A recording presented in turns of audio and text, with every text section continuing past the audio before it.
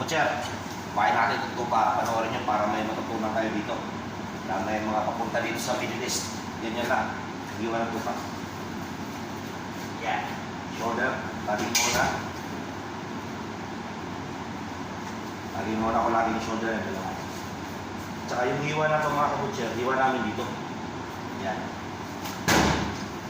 Tapos may akay rin sa loob. Tanggalin natin. Yan.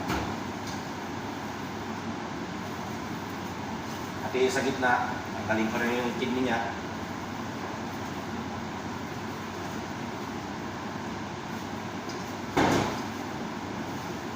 Isa. Dikit na dikit. Tinit sa gitna, pinakadulo ng ribs. Yan.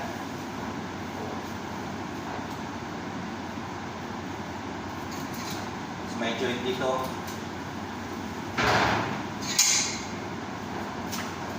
Balikan niya lang, makabot siya. Okay?